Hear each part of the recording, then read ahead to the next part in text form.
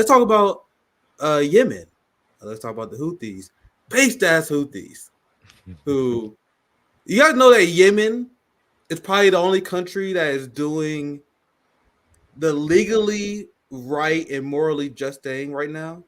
So, according to the Genocide Convention, every country is obligated to do everything they can to stop genocide, correct? So I want you guys to understand what the Yemen government is doing. That's what it is. And I see these articles. I want to show you a few guys. I just kind of want you to react to a few of them because there's a lot of confusion about this. Let me see if I can pull this up. Where it go? Here, I see all these fact checks. Let's see if I can find the one I saw not too long ago. Here's the fact check I saw. This is it. They changed the headline, I remember. But Yemen hasn't declared war on Israel, contrary to the online claims that the Houthi rebels. But I just want you guys to know Houthis is the Yemen government. They control 85% around the country. They control the capital. They control the key Red Sea port. So they are in control of the government. The government in Yemen had declared war on Israel. That's why you see the AP, they essentially trying to lie about that. They constantly try to delegitimize the government of Israel and the Houthis by saying that they're just Houthi rebels. But anyway, that's a whole nother point. I want to talk about this because you had BP before we get to the Operation Prosperity Guardian. This is an example of how real resistance is tied to direct action like this. The people who are pacifists, that's a good personal decision. That's very honorable of you. If you don't believe in violence, you don't believe in action like these. But if you actually care about social change, don't listen to the pacifists. Don't listen to the establishment that they have it in their best interest to tell you not to engage in tactics that work. So as the United States and as the world freaked out regarding the action of the Yemen government led by the Houthis, it was successful because you had the Houthis that was blocking oil transits and a lot of other shipments to Israel, which led BP to pause the oil transit into the Red Sea. Now, this was not taken lightly by the West. And I want to get Dan, I want to get your analysis, and I don't want to be too much longer. I just want to set the stage because that is what led to this. Now, you have the United States government that's also saying that another reason why they're doing this is because the United States soldiers was attacked by Houthis. You know, for illegally occupying Syria and Iraq, for example. So, but they say that's another reason. But the real reason is to support Israel as they launch the genocide. So I'll read this headline. I passed to you, Danny. I'm interested in hearing your analysis. Here's one headline. U.S. announces naval coalition to defend Red Sea shipping from the Houthi attacks. And you guys see they calling it Operation Prosperity Guardian. So I pass to you, Danny. I want to get your analysis before I continue much longer on this. Yeah. What's your take on this? Well, I mean, the heroics, the courage of the Yemeni people, of course, of Ansar Allah, known as the Houthis, is enormous. I mean, these are people that have been through just the absolute most depraved conditions that have been imposed on them by the U.S.-led Saudi coalition. I mean, this is the thing. They're talking about a coalition organizing one now against Ansar Allah, against the Houthis now. The fact of the matter is that there's been a coalition for quite a long time they've been supercharging the UAE, Saudi Arabia. It was Saudi Arabia's war. The UAE very closely aligned to countries in the region, Bahrain. These countries have been so already, but that coalition basically already existed. With the interesting additions of Seychelles and just like throw everyone in there, you know, because obviously they need everything they can get because the people of Yemen are some of the most oppressed people in the world. They have been living in conditions akin to those that Palestinians in Gaza live in for many years now. That was imposed on them by the brutal Saudi invasion, which was a response. This is what's interesting. There was a years-long process of the so-called Arab Spring. In Yemen, it wasn't taken kindly to. There were mass protests. There were people who are fed up with a post-Soviet order in Yemen, so-called reunification. All that did was lead to Yemen's complete and utter dependency on the proxies of the West, basically the monarchies. And what they did was they kept Yemen in a completely just absolute decrepit place. People of Yemen were very poor, very exploited, they were just suffering mightily prior, and they stood up. They stood up during the so-called Arab Spring. But, successive regimes had to be overthrown because they were all puppets of Saudi Arabia, of the United States. And it was Ansar Allah which emerged as the force of national resistance in Yemen, and they won. they won in a very protracted manner. It's so much so that it wasn't until this past year that Saudi Arabia was forced, and they were forced to come to the table with Iran and China and to actually negotiate a normalization, which led to, directly after that, the first inking of a very rudimentary but significant peace agreement that essentially ended this conflict. So the fact that Ansar Allah, hot off of this actual victory against the U.S. empire, is now being threatened by that very empire as they're taking these bold and courageous acts to stop Israel's onslaught on the Palestinian people, and to do so in a very real way, to really take the boycott, divestment, and sanctions movement and actually put it into some powerful practice to make it so it has a real impact on the ability of Israel and really the entire Western world order to operate economically is, I think is something to behold indeed. But what is important here is that these threats, this idea that the United States is going to lead some renewed war drive, is completely contradictory to the position of the United States itself right now.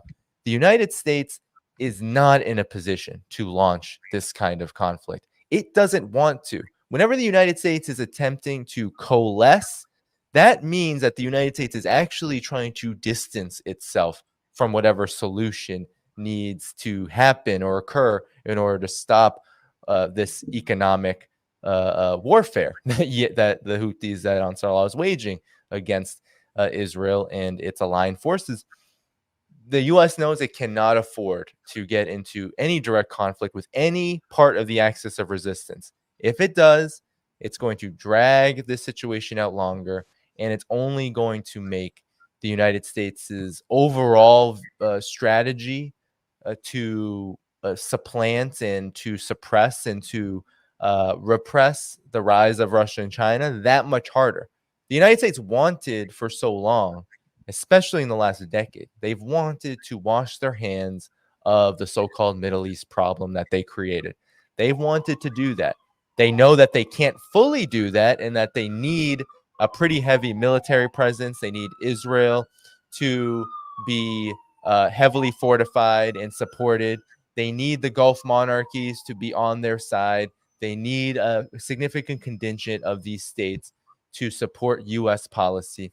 But they also, the United States also wanted to distance themselves. They wanted to turn West Asia and the Middle East into essentially a staging ground for what stability looks like for the empire. Basically, it's all done, folks. We're going to move on now, and we'll get to Iran by getting to these bigger powers, because there's just no way that they can fight Iran head on without causing huge ramifications for themselves. So the United States finds itself in a very difficult position here, because while the United States could tomorrow start firing missiles and killing a bunch of Ansar Allah, guess what? Ansar Allah is powerful enough to fire back.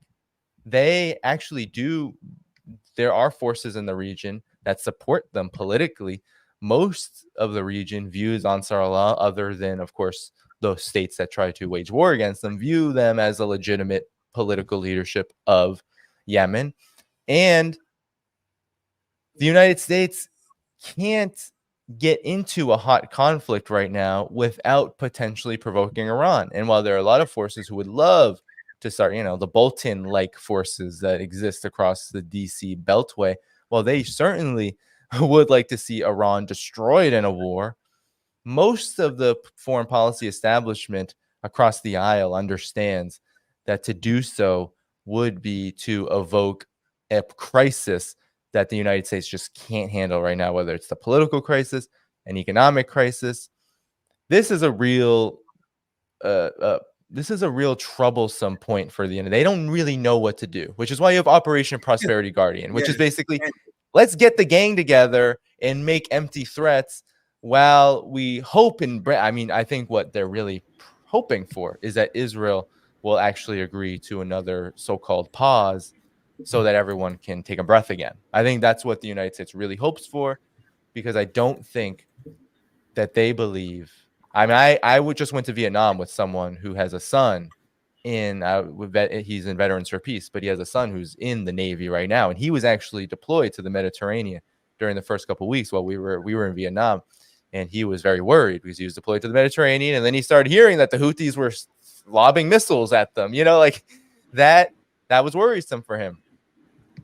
I don't think that there's going to be a lot of hunger and appetite for an open conflict with any force to the axis of resistance, which is why I think this is really bluster. And that if for whatever reason, like they know that they can't get the Houthis to stop, they know that Israel is not going to stop, and they feel compelled to escalate through this coalition. I mean, we're going to see a region, that's the I think the acceleration up the conflict escalation ladder, which will have ramifications well beyond. This won't be like some kind of Saudi-Yemen war. This will be a regional catastrophe, because what will happen is the axis of resistance will respond.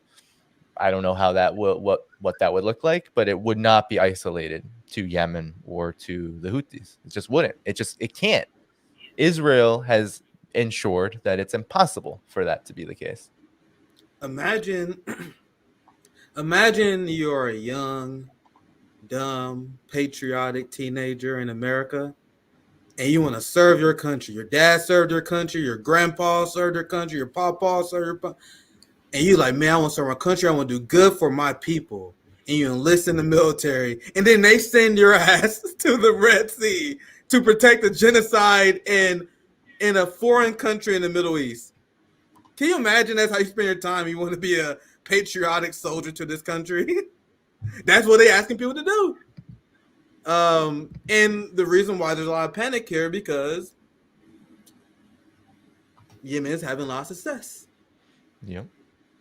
Look at this headline here. How and why Yemen's Houthi rebels are poised to seriously disrupt the global economy.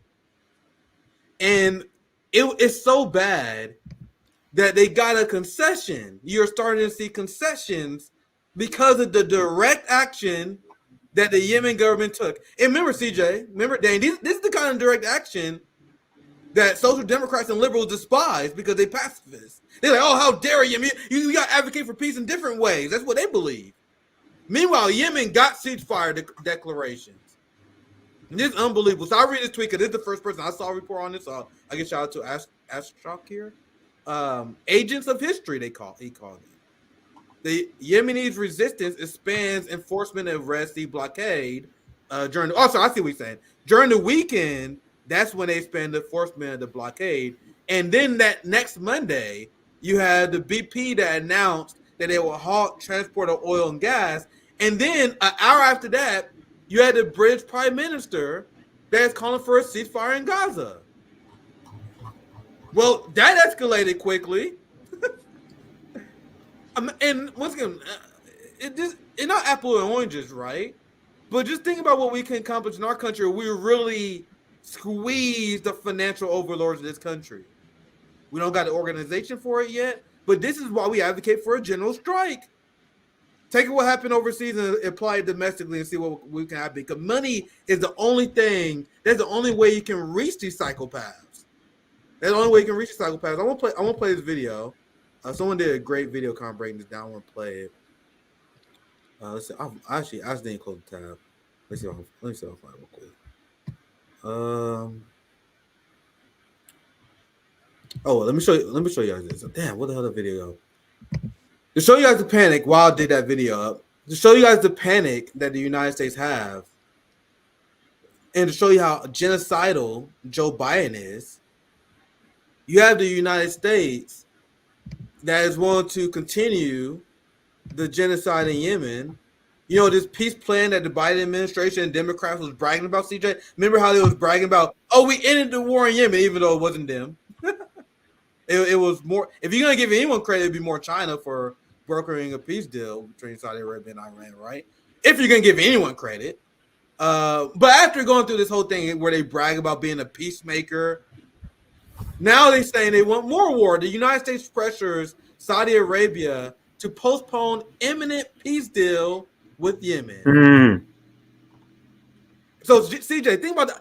Bro, if you guys think Biden is fucked in the polls now, wait till the youth figure out about this. Wait till people learn about this.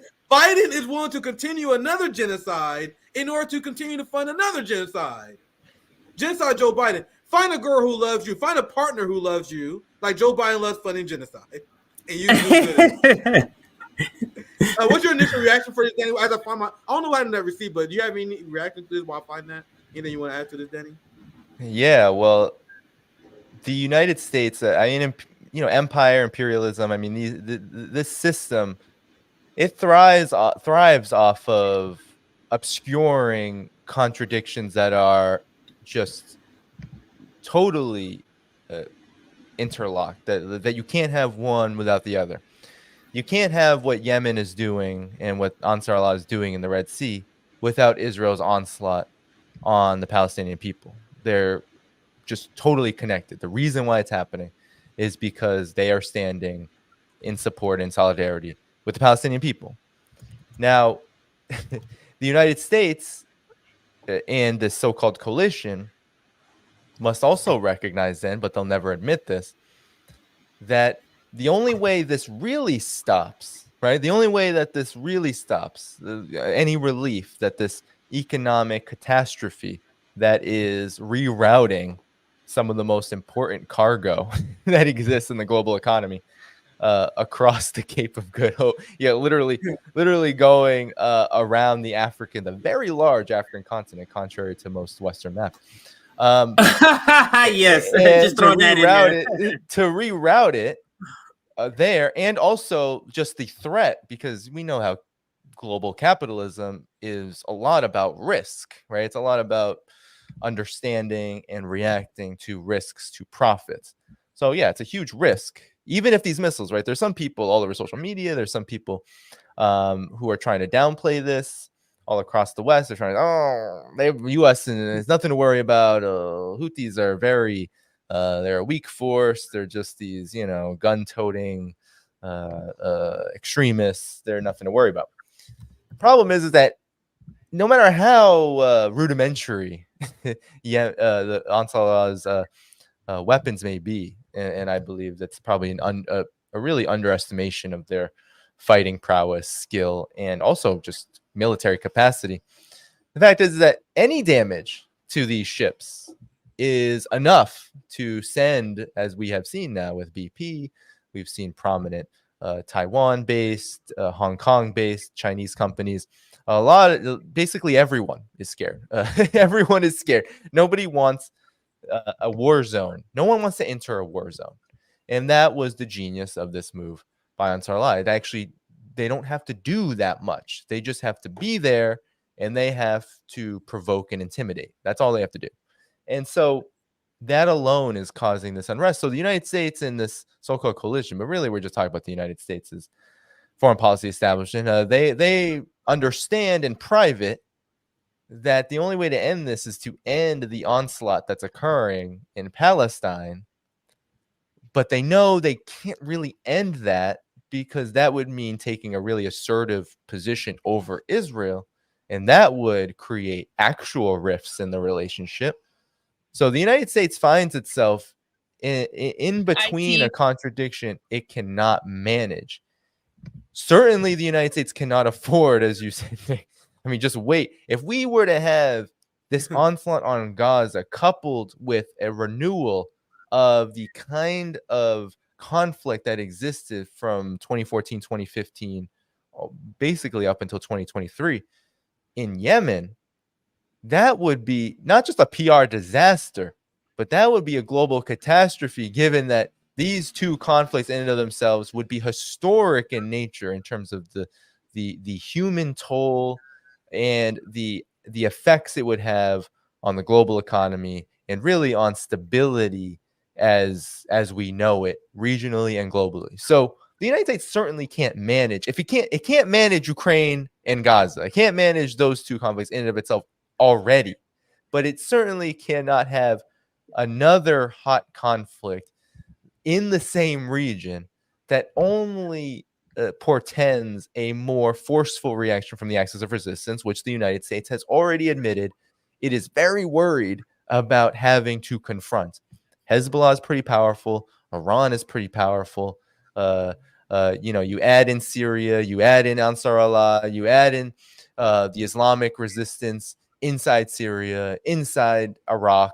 You add all these forces together, and you have essentially an unbeatable force that the United States cannot manage. And certainly in the state that the United States is in politically, unsure of how it's going to move forward with its overall objective of maintaining its hegemony. This is really a very interesting moment, one that I think people are, of course, are going to underplay because the West, the collective West, the mainstream media is going to feed garbage. The political class is going to continue to feed garbage to people, just misinformation, disinformation, lies of omission, outright lies, all of it just continue to be fed. But the real strategic problem for the United States is that it cannot handle what it is attempting to pretend that it can. And it cannot resolve contradictions by standing in the middle of them and acting like it can play a superhero for forces like Israel that at this point couldn't care less about the United States other than whether it can get as much out of it as possible. It could care less about the United States' overall concerns about the region. Israel is only concerned about its preservation and expansion. And the United States, they know the United States has to be helpful in that regard. They have to give aid.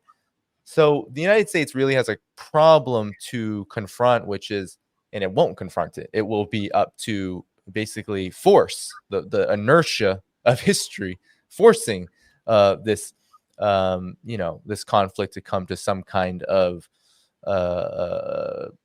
resolution, which is the fact that no, there is just no possible way that a conflict against Ansar Allah, a pretty powerful force, and a war on Palestinian resistance at the same time would just, it would just lead to chaos we haven't seen. And the fact that the United States is trying to pressure Saudi Arabia is rich in and of itself, because the United States' relationship with Saudi Arabia, while on the one hand very important, on the other it's probably weaker than it's ever been. I don't think the United States is really convincing Saudi Arabia to do anything. I think what's actually happening is that Saudi Arabia is trying, there's no trusting the kingdom of Saudi Arabia. But what you can trust with the kingdom of Saudi Arabia is that the kingdom of Saudi Arabia cares about itself. And so it's going to leverage everything from Israel to Gaza to, Israel's government to the Palestinian situation to what's going on with Yemen. It's going to leverage everything to just, for its own benefit. And that means that the United States isn't really going to be able to drag Saudi Arabia into what would be, I think, an electrifyingly disastrous renewal of a conflict that was already disastrous for Saudi Arabia. Saudi Arabia lost that war. The United States lost that war. And it will lose the next one because the United States and the so-called coalition cannot afford to take it where it would have to go in order for them to not lose. The problem with the United States now is that most of its options lead to some kind of catastrophe that would be a considerable loss to some degree. There really is no victory in U.S. warfare at the moment. There can't be. The U.S. has run out of options, and it's also run out of possibilities and time to really orient itself in a way that you could find strategically useful and intelligent in respect to empire. It's the difference between Henry Kissinger of the 1970s understanding where he could put his thumb in order to maneuver like a so-called Cold War between the Soviet Union, the US, and China, versus now where the US has to kind of hold on to supremacy. There's the moments for the United States to be able to shift and maneuver its war criminality in a way that keeps it together and pushes it forward. Those days have been gone for a while. Yeah, to your point, what does it say about the Biden administration where the Biden administration is like, hey, Saudi Arabia, come on, can you kill more kids for us in Yemen? And Saudi Arabia like, no, we don't want to kill more kids. So Saudi Arabia essentially like, no, this Biden motherfucker's crazy. Biden's crazy. So you gotta see, this is what you were just talking about, Danny, just to back you up. In that article, I was saying, despite the pressure for Washington, the kingdom is continuing on the path to peace. The Saudi Arabia is like, we want peace, and Biden's like, no, you won't have peace. And Saudi's like, please. How crazy is that? But anyway, I'm gonna show you guys this. This was the receipt I lost earlier. This is a great hot spot style video where this her ad is Sincerely Awa. It was a great video, not too long, so I want to play this just real quick. Oh, let me turn the audio on. Here we go. The British Prime Minister has finally called for a ceasefire. It's about time. And he only did this because somebody in my last video pointed out that his family has closed $1 billion deal with the BP oil company that has paused their shipments, which means they're losing billions of dollars. They literally had $1 billion deal. Hold on. Months before the Israeli announcement, news reports in May reported on Infos, an Indian IT firm owned by Rishi Sunak's in-laws, which signed a $1.5 billion deal with BP in May. Basically, their tech firm signed a deal with this oil company, and they're all supposed to profit from billions of dollars of these shipments going through the Red Sea. But because of the Yemeni Houthis stopping these ships because of what they're doing to the Palestinian people, now everybody's losing money. And that's why the Prime Minister has come out to finally ask for a ceasefire. Now we got France that asked for a ceasefire, Canada, and now the UK because of money. This is why we need to continue boycotting. The only language these people speak is money.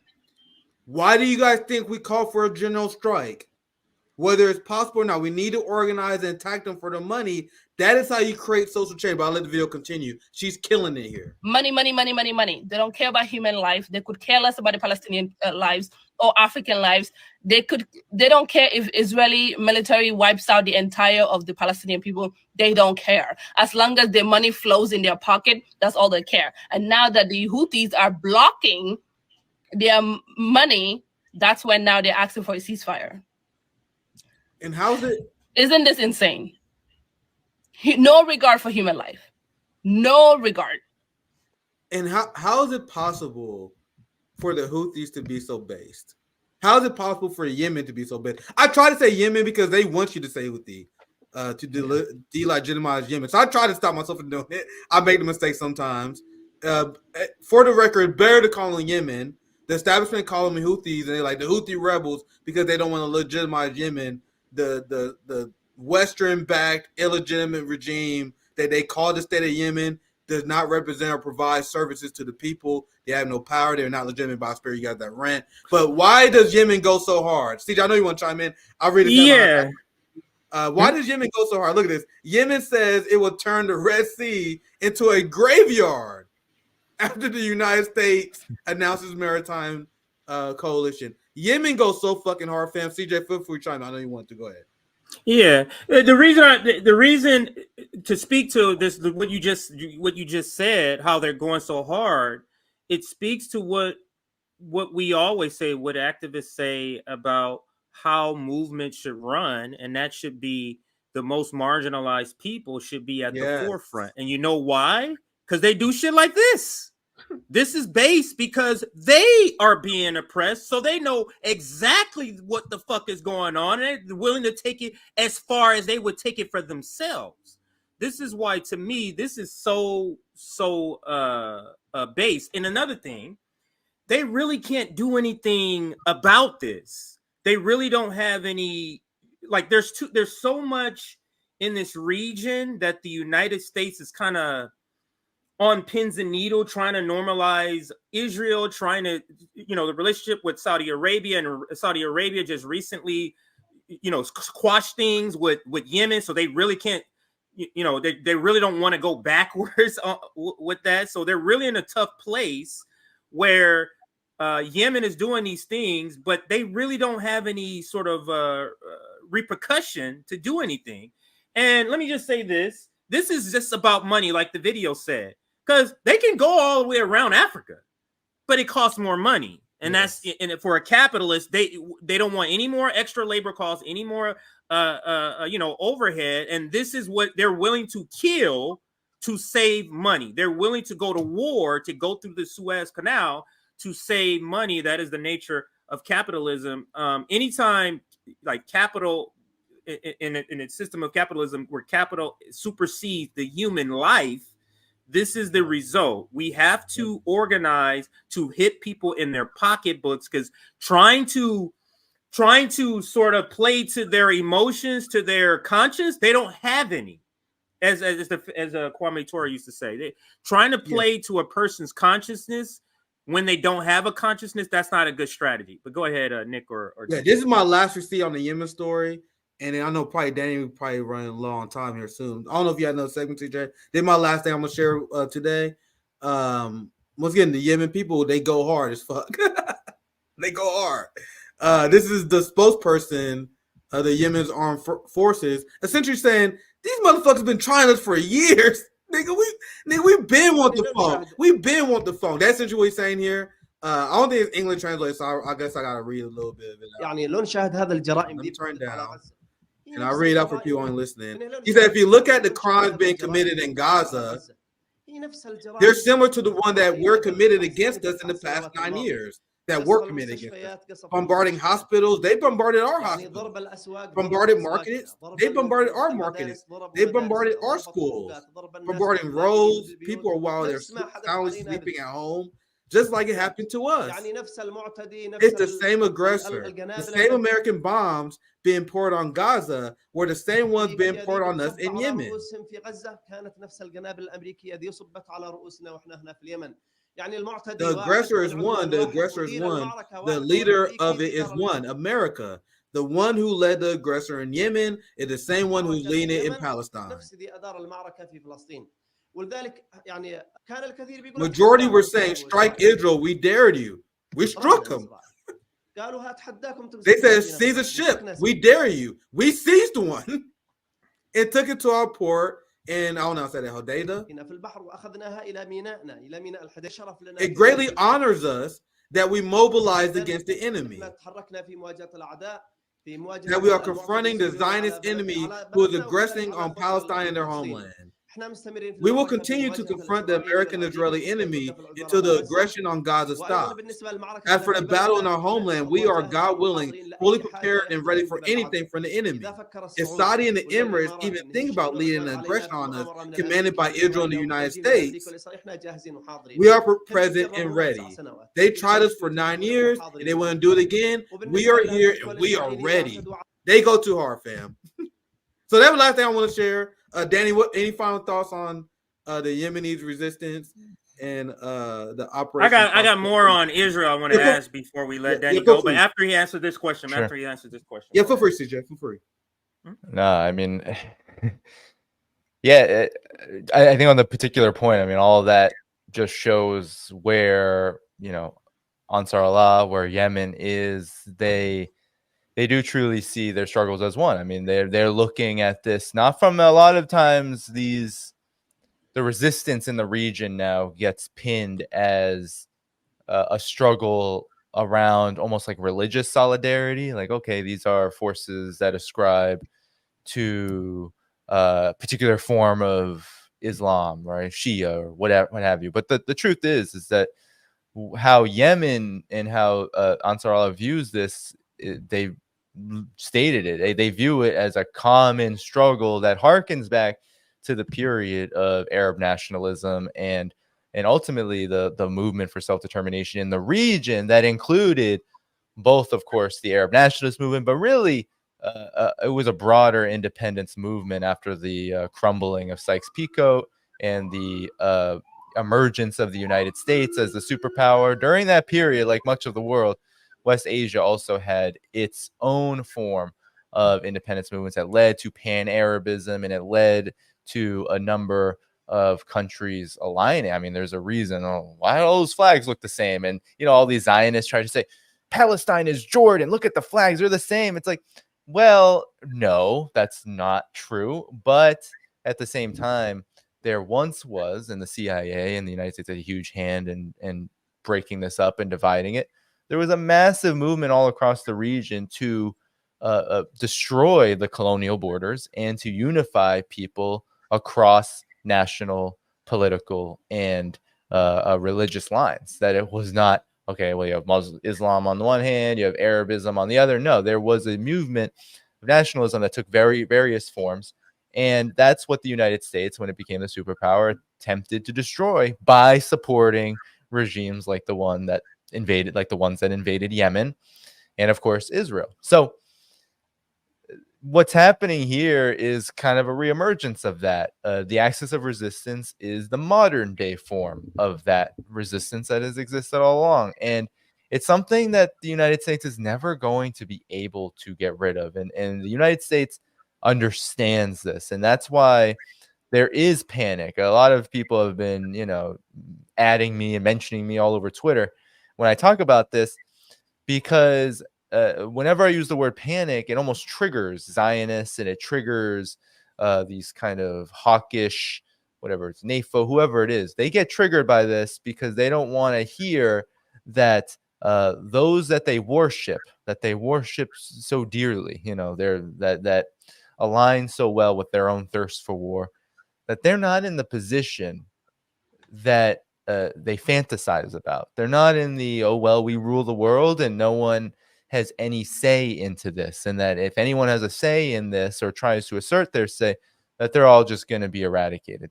Those days are gone. What's happening to Palestine, this really is, I think, one of the most difficult parts about what's happening to Palestinians in Palestine is that it's a reminder of what was supposed to be a bygone era.